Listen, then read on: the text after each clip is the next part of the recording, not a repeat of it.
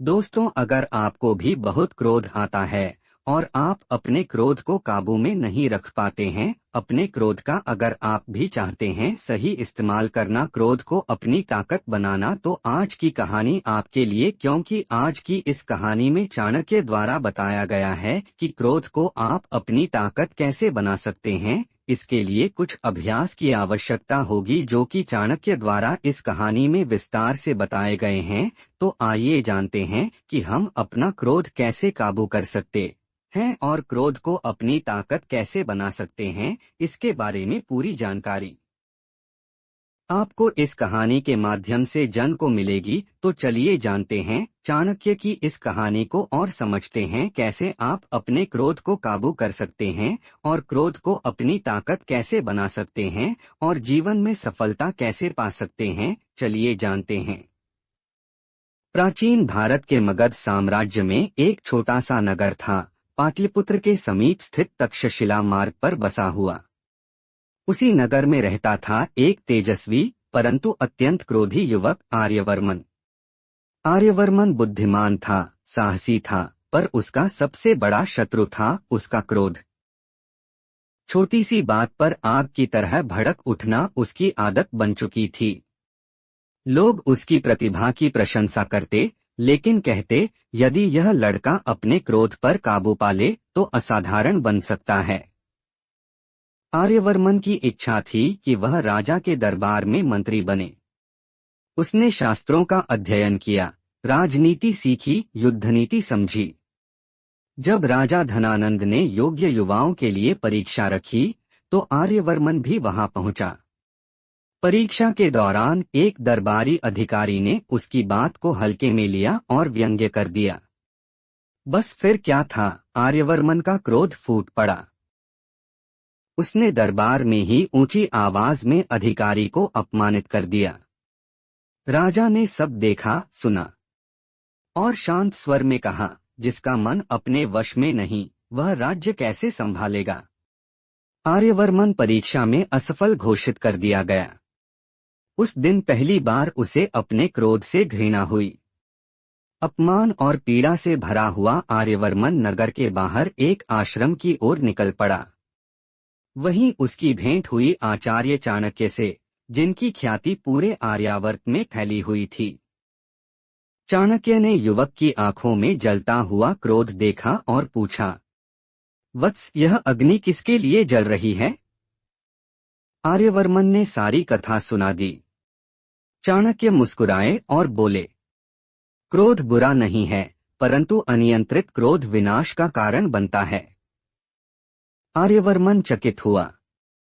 आचार्य, सब तो कहते हैं कि क्रोध त्याग दो।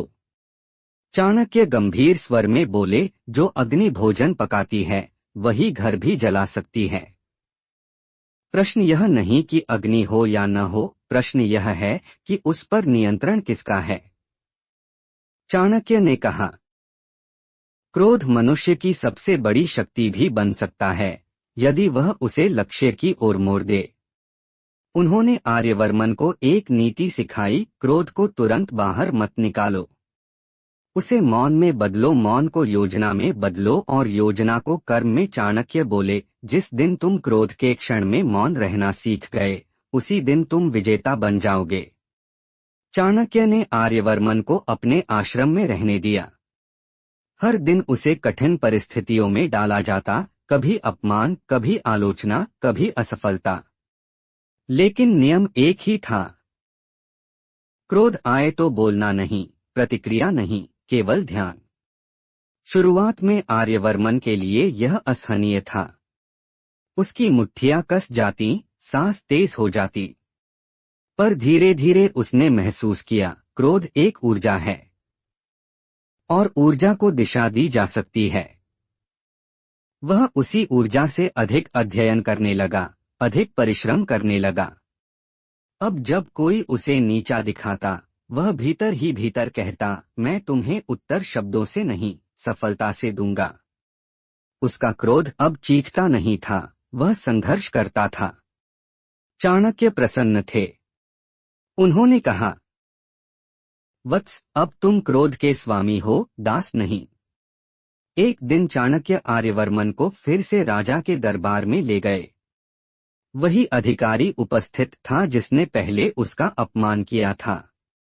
अधिकारी ने फिर कटाक्ष किया, देखो, असफल युवक फिर लौट आया है।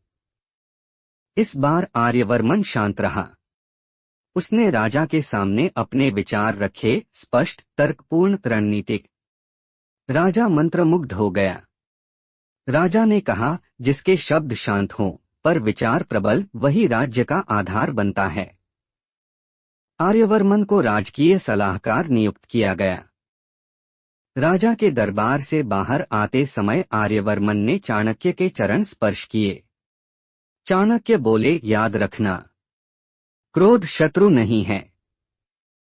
क्रोध वह शक्ति है जो तुम्हें अन्याय के विरुद्ध खड़ा करती है। बस उसे तलवार मत बनाओ, उसे ढाल और रणनीति बनाओ। कहानी का संदेश क्रोध को दबाना नहीं, दिशा देना सीखो। जो क्रोध पर विजय पा लेता है वही स्वयं पर विजय पाता है। चाणक्य नीति सिखाती है कि संयम ही सच्ची शक्ति है। क्रोध यदि सही हाथों में हो तो वह विनाश नहीं, इतिहास रचता है। ऐसी और भी मोटिवेशनल स्टोरी के लिए चैनल को सब्सक्राइब एंड वीडियो को लाइक करें।